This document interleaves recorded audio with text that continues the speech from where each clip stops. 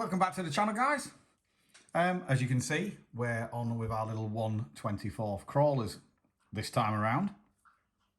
You may have seen we took this out on our back garden crawler course, see how it got on. And this little fella had been out in the wilds and had done very well.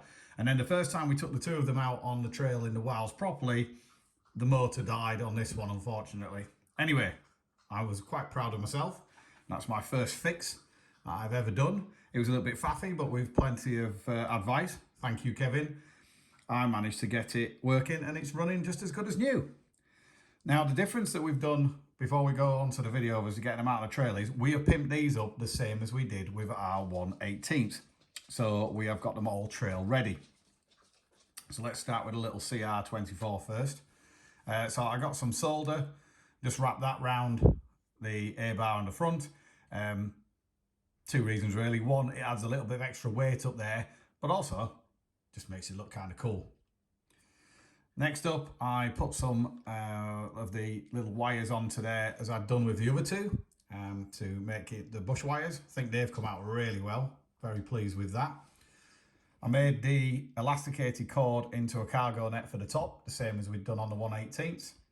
Made some more bed rolls. Made another windbreak, slightly smaller scale than we did for 1/18 obviously, but the same principle. And then we've also got our water cans and fuel cans that are 3D printed, and that's courtesy of Kevin again, who did them for us before. This is actually the back of a Matchbox wagon. It was just the right size to fit in there. With a piece of elastic on the back here, it holds it in, so it doesn't fall out if we have an accident and it turns over, but it just hides where the clips are on the back. And when you need to get in there, you can just pop that out to get into the clips. So that was a nice, cheap and effective mod, but it looks the part. So that one, expedition ready. And with these SCX24, we got a set off of the internet. So we had roof rack, little wing mirrors, and these rock sliders. Just putting those on made a big difference to the looks.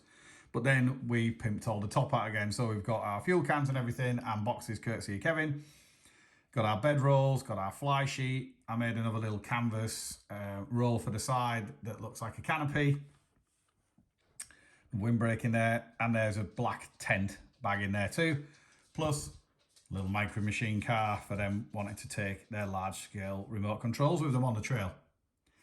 Now I was going to make a cover to go on this the same as I'd done with the other three, so using the 1mm elastic, but I found this white rubberized netting that we'd had from a toy, and I actually think the white works well because of the color of the car. So it actually is a nice match, and I think it works well, does the part. It was a little bit more faffy to get it tight because it's obviously not elasticated, but a bit of trial and error and we got there. I think the only thing I'm going to add on this when I get the time is maybe put a set of the sand ladders on this side, because we've done that on the Fury, as you've seen in our other video, and I think that just sets it off, and that matches quite nicely on this side with the canopy on that side. So we're really pleased how well they've come out. The 1/18s look great once we put all the accessories on, and I wasn't sure how well the 1/24s would do, but actually really pleased with them.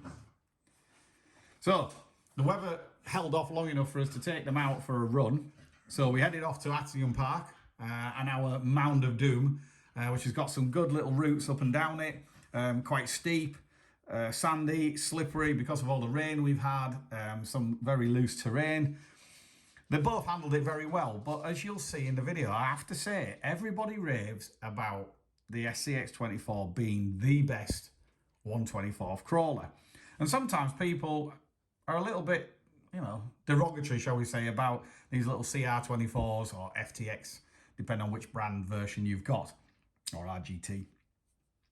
But I have to say, when you can buy one of these for less than half the price of one of them, and you see how well this does out on the trail, this is a bog standard one underneath. There is nothing different.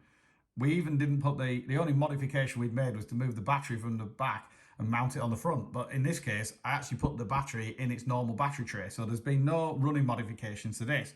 This one, we've put the wheel weights on, and that does help make it a little bit more stable, because I found this one quite top heavy.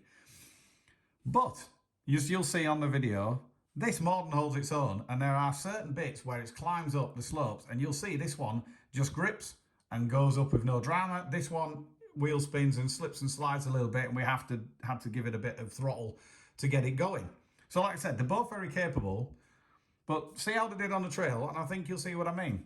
So I recommend both of them, but this little chap, yeah, winner. So enjoy them out on the trail. And remember, if you like what we do, like and subscribe. And thank you to everybody who's helped us get over 100 subscribers. Woohoo!